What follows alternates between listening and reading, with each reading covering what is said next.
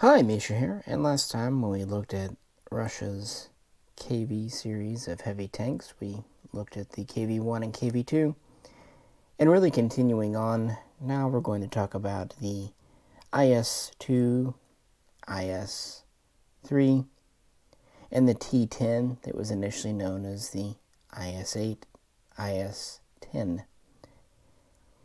So these would see Russia with heavy tanks through the latter part of the Great Patriotic War and well into the Cold War era.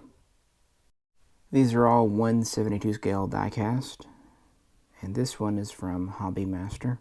Funnily enough, when it's in the packaging in the case, that comes with the turret rotated around because this was a very long gun. And also the whole point of this model, frankly. By 1943, they knew they had to do something about the KV-1, namely its gun. Already by 1941, some production capacity for the KV-1 was switched over to the T-34, but Kursk really drove home the point that something needed to be done. And the main thing was to upgun the tank. And at first they considered doing the 85 millimeter, and this became Object 237, which was a new design. But really after Kursk, they needed something as rapidly as possible, and this introduced a transitional model called the KV-85. It took the turret from the 237 with its 85 millimeter gun and put it on a KV-1S hull. But this was just an interim measure produced for a few months in 1943 because, frankly, KV-1 production was already ending, and quite a few of the hulls have been claimed by the Issue-122 and Issue-152 anti-tank vehicles already. Now they would continue. Eventually, though, the T-34 would get its own 85 millimeter gun, meaning the whole point of putting an 85 millimeter gun on the heavy chassis was kind of redundant and still more expensive. There would be a few so-called IS-85s built in late 1943 and into very early 1944, which would be this new model with the 85 mil gun and the new turret design with a better layout, but they were limited. Now, why aren't these KV-85s or whatever? Well, old Clement was out of political favor by 1943, and it was a really good idea to kiss up to the boss. Therefore, IS stood for Joseph Stalin. Joseph Stalin. This is why this model, sometimes in others, have JS instead of IS, but it was officially still, when you romanize it, IS. Now, why IS-2 and not IS-1? Well, they did consider doing a 100 millimeter gun or 122 millimeter. That was kind of the big debate in late 1943. And the 100 millimeter was actually a higher velocity gun and was a better anti-tank gun. It could punch through more armor. The 122 millimeter, though, was a more all-around good gun, anti-infantry, anti-fortification, and still a good anti-tank gun. And more importantly, they had a larger supply of the A-19 guns, originally the manually loaded version. So that's what they would go with. Now, there would be a few IS-100s and IS-122 prototypes built, but it would be put into production as such. Now, when the IS-122 is officially approved in early 44, it would get renamed to IS-2, and retroactively the original IS-85 with the 85 mil gun would be known as the IS-1. So that's where the IS-1, it was built, but in very limited numbers because it was kind of based on a stopgap. But these were all based on the Object 240, still out of the Kirov factory, still based on the cotton design. And yeah, as soon as these were ready to go, they were put into the field and started to serve as early as February of 1944. So how is this better than the KV-1? Well, first off, we have the new big gun with the big baffle muzzle brake in front. 122 millimeters, nothing to shy about. In fact, it was the largest gun on a tank at the time. And they did up the armor to about 120 millimeter. In fact, this was one of the few tanks that could stand up against the Tiger and the Panther. They're 88 millimeter and 75 millimeter high velocity guns. It was a little bit lighter than the KV, at least the later KVs, about 45 to 46 tons. Still having thicker armor. Had a better laid out turret, certainly a more improved transmission and engine. It only had a crew of 4 because of the larger gun, meaning the commander was given double duty. And originally we had 3 DT machine guns to defend it, including one pointing to the rear, one in the hull. In 1944, we would get a DSHK machine gun on top that the commander would have to operate as kind of an anti-aircraft type gun. And they would introduce subtle improvements throughout its production. For example, they would go from the A-19 manually loaded manual breech gun to the D-25T, a so-called semi-auto breech.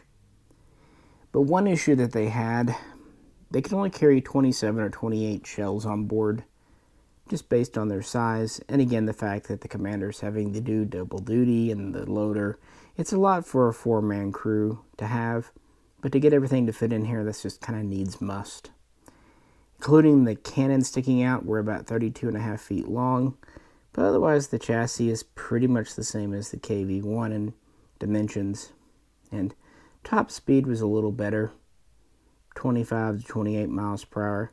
Not exactly smoking, but certainly nothing like the KV-1, or excuse me, KV-2, and at least we do have a pretty large gun on here. Very capable tank for being a heavy tank. And first saw combat in the Ukraine and was used throughout Russia's offensive marching into East Germany in 1944. And the Germans rather respected this tank. It was well gunned, well armored. Wasn't perfect, of course, far from it, but it was a much better balanced tank. And they would continue to improve it throughout 1944, which was the main production cycle for it. They would use these during the battle for Berlin. Around 60 or 70 would be lost there, and of course they would be covered by infantry. And this gun was actually really good for demolishing buildings that Panzerfausts and whatnot could be hiding in. It did perfectly well for what it was. Certainly an improvement. During the war, they would build about 2,800 by May of 1945, and they would ultimately turn out about 3,800 before production was halted around 1946. So they would build a few of these post-war, around 1,000, 1,100, give or take. And it would be Russia's main heavy tank, along with others we're about to talk about, for quite some time. In fact, they were modernized in the 1950s. This is called the IS-2M program. It was first authorized in 1954 and commenced between 1957 and 1960, upgrading the tanks in service. They would actually remove the rear-facing machine gun in the turret, since it was kind of no longer important. And they would add extra fuel tanks on the outside. This one does have them on the sides, but later ones would actually have them on the back deck here too. They would introduce new components from the T-54 and the T-10M programs to improve things. One major improvement, they were able to increase the number of shells on board by rearranging things and installing newer, smaller, more modern equipment. The IS-2M could carry up to 35 shells. A very good thing when you have a tank with limited shells. And these would continue in Red Army service throughout the 60s. In the 70s, they started to put these in the active reserve, and then they started to shift them over to depots. The last time that the Red Army really showed these publicly was in the early 80s. And after that, they went into depots. But they were not officially declared obsolete until 1995. And they were given to some Russian allies like China, Cuba, North Korea. And so they would pop up in hot spots here and there. Again, with 3,800 give or take produced.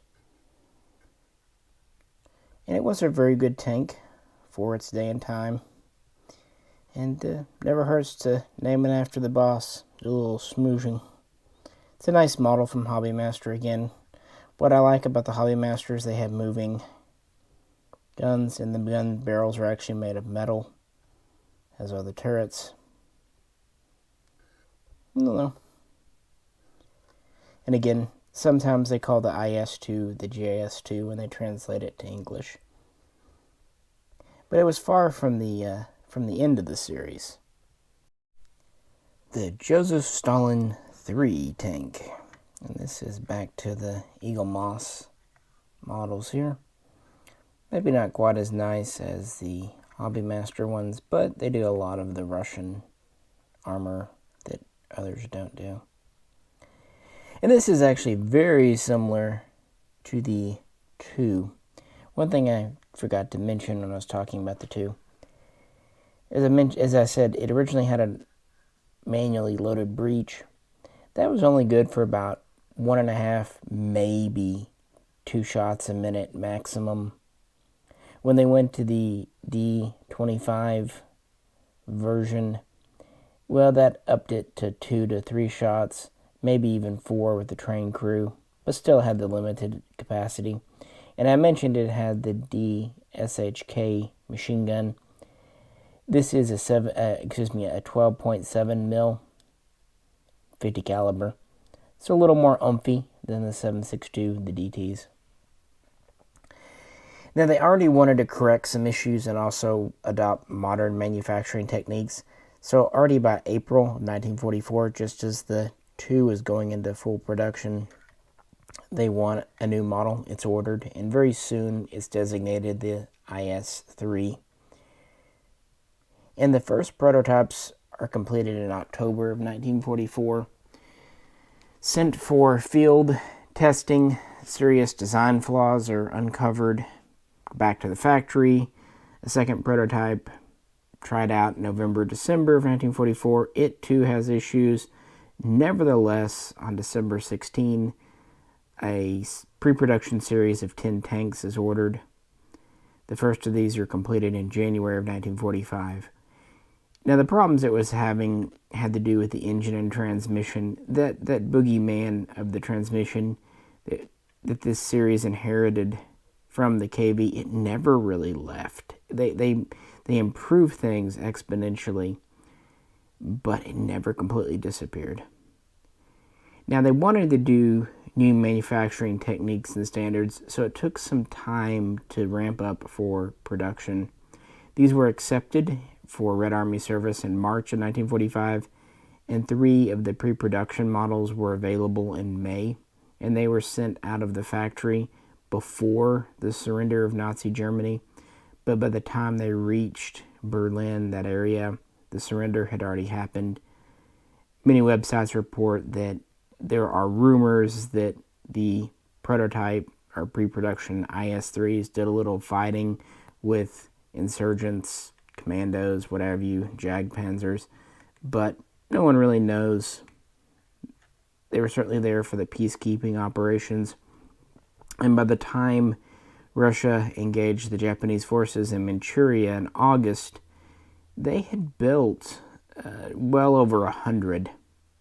In fact, by the time World War II is officially over, they had cranked out over 300 of these. So once they got up for full production, they were able to start turning them out. It's very unlikely that these saw combat against the Japanese for several logistical reasons, and the fact they just really weren't needed. The first time that it was shown to the public would be in September during the Victory Day parade in Berlin. The same 3 pre-production tanks that had been sent in May were used in that parade. And then they would appear the following year in Moscow parade and again in 47. So for the first couple of years, it's pretty much a parade tank. And it is very similar to the IS-2. We still have the 122 millimeter D25T gun. We have a new muzzle brake for it, but that's about it. We're still only able to carry about 28 rounds on board. Typically, it was 18 to 20 high explosive, and then the balance of 8 to 10 armor piercing. Still had a crew of 4. It was a little bit shorter, at least in the hull, and it was a little bit lighter while still having heavier armor and spots. And it had around the same top speed of 24, 25 miles per hour. So kind of the same there. The big differences. First, it has this so-called pike bow here, pointed nose. This gives better armor protection with actually having lighter armor. And we've relocated our driver to the center position, giving him a little better visibility. And we've deleted the machine gun in the front. The whole armor scheme has been revised. And we've gone to the new cast semi-hemispherical, the spherical turret here. Actually a pretty modern looking turret for that day and time. And now we have another DSHK 50 cal machine gun. It's been relocated to the rear of the turret because the rear firing DT machine gun was deleted. Now this has a better firing arc and just saves a little space. Now this turret is a little easier to produce and gives better armor protection. The downside, it's more cramped and gives less headroom, as you can imagine, but it also does decrease the tank's overall silhouette. So, win some, lose some. So these were in mass production, didn't see service in World War II, but were completed during that war. But they would only be in production for about a year. Already by 1946, they were experiencing problems still with the transmission. Also, the new armor scheme, the new construction styling was resulting in cracking welds. One thing they did in the rear, they reworked it to make the transmission easier to access. That was good. But the way they did rework it, it led to stress fractures in the rear hull. So, in late summer of 1946, they pulled the IS-3 from production. And the last of them left the factory by early fall of that year. Maybe a few crept out in 47 as they used up parts. Sources kind of vary. And they built around 2,300. So not an insignificant number. But just because, the production was over, it still had a lot of history, a lot of life left in it. In fact, this model here is of the IS-3M, the modernized version. As early as 1948, Russia had a program to reinforce these, giving them stronger joints and supports for the various components. But around the same time they did the IS-2M program, 1954, they authorized an upgrade program for the IS-3s with many of the same changes: external fuel tanks, updating the DT to the DTM, the DSHK to the DSHKM machine gun. They even gave some early night vision ability to the driver. They introduced a new engine model variant, an update to the transmission, update to the tracks, quite a few. There's quite a laundry list of things. But the takeaway is they did modernize and update and refurbish these in the 1950s. And so they would continue to serve in the Red Army. They would be used kind of along the Chinese border, typically as pillboxes more than mobile armor. But as you would expect from this era in the Cold War, they mostly saw service in foreign militaries, namely that of Egypt. They would acquire around 100 IS-3s and up to 120 IS-3Ms, and they would use these quite extensively during the 6 Days War and also the Yom Kippur War in 1973. And they actually proved pretty well. The new armor layout held up well against the 90mm guns of the M48 Patton used by Israel, also M4 Shermans and different things. And the 122mm gun certainly had enough punch. And they were well respected by the Israelis. However, they were not without their issues. Mostly, this had a pretty outdated fire control system.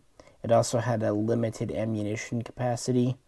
Unlike the IS-2 that had the larger turret, this one still couldn't carry over about 30 shells even after the modernization program. And, would you believe it, a tank designed for World War II Russia, the engine didn't do so great in the arid heat and dust and sand of the Middle East. No, this engine was designed for Europe and Russian winters, so it's no wonder that it had a propensity for overheating and clogging up. And again, the design was always plagued by a somewhat weak engine and a certainly unreliable transmission. So it was a bit of a mixed bag, but considering at that time this is a 20-year-old tank, secondhand from Russia, it did pretty well. And in fact, the Israelis captured so many, they reissued them, sometimes just as tanks, but oftentimes they would turn them into pillboxes themselves as defensive spots, or they would convert them into armored tractors. Yeah, just needs must, that kind of thing.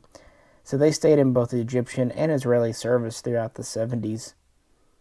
And they stayed in Red Army service through about the same time period, pretty much being put into active reserve and the depots at the same time as the IS-2s. They were very similar treated.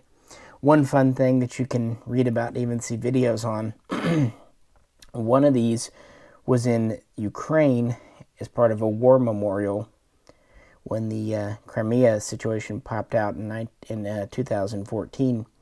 And the pro-Russian forces actually reworked it and drove it off the pedestal and tried using it and did use it actively during the whole Crimea thing.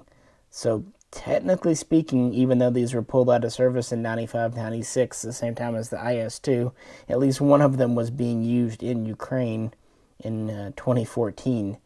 Again, there's some videos of it. Quite entertaining to see a World War II era tank in the same theater as modern Sukhois, MiGs, and what have you. But it's a neat design. Again, it weighs about the same, 46 tons, and it has pretty much the same armament and abilities. But it's the next iteration in the series, and it was reasonably successful. In fact, it directly shaped our next and final tank in this video. Meet the T10. And this has an interesting place. It really was only used by the Soviet Union and was not made in large numbers, fewer than 1,500. But it was the last in the series. World War II really showed that heavy tanks, they couldn't keep up with the medium tanks and just the overall movement of the army, and really were becoming a dated concept. And this is something that the West they concluded around the same time themselves. So why did Russia even make this? Well, it took them quite a bit of time because the design cycle for this really didn't begin in earnest until 1948. It was mostly because the Cold War was happening and they wanted to keep up with the Joneses. They wanted to continue to evolve the heavy tank series, even though very soon, the T-54, the T-55, the T-62, and so on, the whole concept of what we know today as the main battle tank, which evolved from the medium tank, would come about. But this was the last gasp of the heavy tank in Russia, and it was them trying to have the ultimate version of what started with the KV-1. Now, this, of course, they had the IS-4, and they did put the IS-4 into production. It was kind of going in a different direction, but they just built a few hundred, and they really saw no combat. They were mostly just dug in as pillboxes against the Chinese. Not much there. The IS-5 and IS-6, those came about in the period between 1945 and 1947. They were essentially concepts. Now, the IS-7 was quite interesting. It was a different take, and they would build a few prototypes in 1947, 1948, and they even pushed for the Red Army to adopt the IS-7, but they decided not to for their own reasons. That gets us to the IS-8, still being named for Joseph Stalin. The first one started off as a concept, 1948-49, and between that time and 1953, the design would be updated to the IS-9 and then eventually the IS-10 in February of 1953. But then Stalin died, and then there was a program of de-Stalinization. So the IS-10, the version slated for full production, would be renamed in November of 1953 to the T10. So that's it's another political thing. It's funny how the series keeps changing name because of the politics, but, Soviet Union. So it was put into production at the end of 1953. And it was actually built by two factories. We still have the original Kirov factory and then another one at Chelyabinsk. And it would be built concurrently, but the parts would not be interchangeable as such. Kind of like the whole P-14 situation. I don't know, it's just funny when the same design is built in two places and you can't interchange parts. Eventually, the Kirov version would be the standard, and the Chelyabinsk ones would be taken out of service or reworked. So, yeah. So what do we have here? They did go to a new hull. It is slightly longer with 7 road wheels instead of 6. We have a new turret design. It's still the hemispherical or semi-hemispherical design because this is a direct work on from the IS-3, not 4 or 7. But they've enlarged it a bit, especially in the back. They've given it a larger ammunition capacity, not monstrous, but up to 35 rounds. We still have a D-25 gun, but it's an updated version with a new brake again, and we have a fume extractor in the center. We have a new engine, new transmission. By the way, this is still, of course, diesel-powered. And the idea, they wanted to improve armor protection, which they did. The engine, though, we're able to be quite a bit faster. Initially, about 26 to 27 miles per hour, because, again, one of the big problems with the heavy tank is it couldn't keep up with the military, with the Army. So we did what we could to try to get a few more miles per hour out of it and just address problems. We have a better turret design layout for the commander. Still a crew of 4, though. Initially, this had 2 12.7 millimeter machine guns. We've kind of relocated back to the top here, plus coaxial.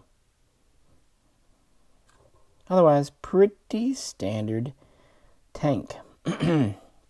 Now, just as the IS-2 and the IS-3 were modernized, the T10 would become the T10M in the late 1950s. They would update the gun to the M62. They would give not only night vision to it, but also nuclear and biological protection, something that Russia was very concerned about in the late 50s and 60s. Look at the BMP series. They would also upgrade from the 12.7 millimeter machine guns to the 14.5 millimeter. You can either call them heavy machine guns or even light cannon.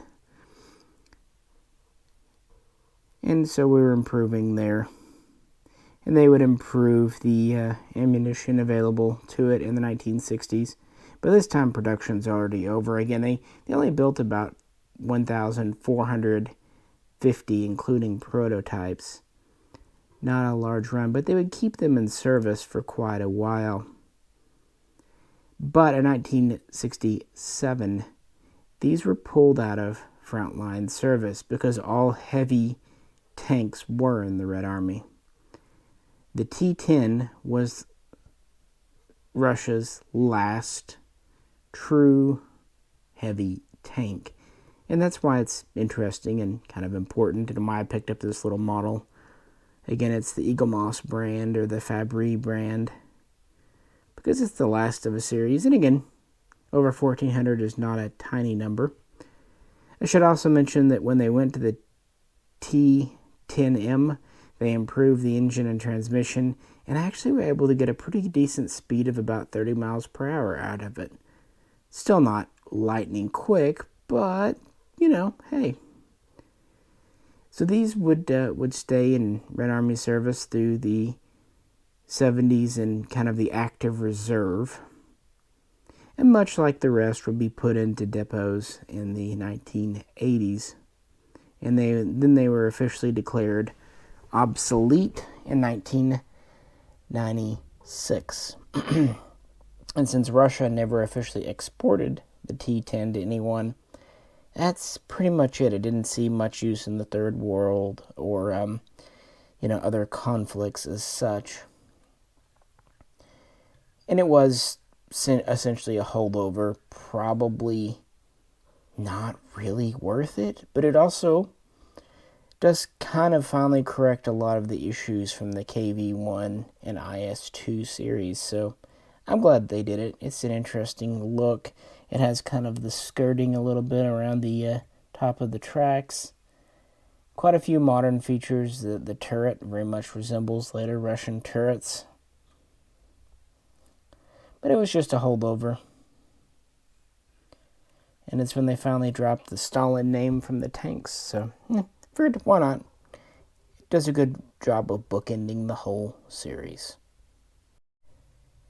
And there we go. That kind of ends the two parts here.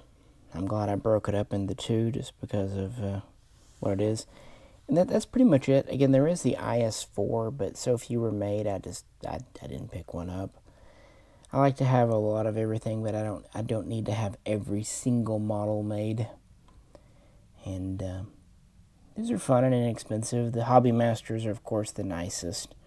But this one, I believe, is either War Master or Atlas editions or Altea. They all pretty much look the same. It's a very nice KV-1. It's got kind of the later style armor, and it has a slightly different turret set up from this one. And these are inexpensive little models from Eagle Moss. They're still mostly metal with some moving parts. For what they cost, they're great little example pieces. They'd be great if you needed to buy a bunch of them for a diorama to have several tanks, because the Hobby Masters, while nice and not expensive on their own, you probably couldn't afford to buy 10 or 20 for a full diorama unless you really wanted to get into it. So there's a place and time. And again, these, the T10 and the IS-3, they're from Fabry. This is actually my second IS-3. I originally picked one up from a Mercom, and it came in broken. Well, not really so much broken that the screws let loose and it bounced around the box, and then it was broken, so it was cheap enough. I didn't argue. I just ordered one of the Febreze, and it's fine. I do like the cool turret and the machine gun hanging off the back. And the T10 here, I actually brought out of Russia. Couldn't find anyone in America that had this one, but I thought it just completes the series. And of course the KV2, that's just wild. It's just neat, and I'm glad I have it because it's a very nice model from Hobby Master here. Again, it's pretty much all metal. Very heavy, which is quite fitting. In fact, the T10, even though it's probably the fastest, is about 52 tons. The lightest one here maybe is around 42 tons for the lighter KV1Ss. The KV2 is the next heaviest. Well, I guess if you count the latest versions where they're up to nearly 58 tons, it would be the heaviest. But it's even arguable this is a true tank and not an artillery piece. But I just wanted to show you these. I thought it'd be fun to do since we talked about the T-34. So what do you think? From pre-war to Cold War here, all pretty much with the cotton design, and pretty much all of them built by the Kirov factory. Well, I'm gonna let you go. If you could, please do like, share, subscribe, all that good fun stuff. And if you'd like to help support the channel, we do have a Patreon and do have the main Mishaco channel if you like firearms related material. This is Misha. Catch you very soon. Next time.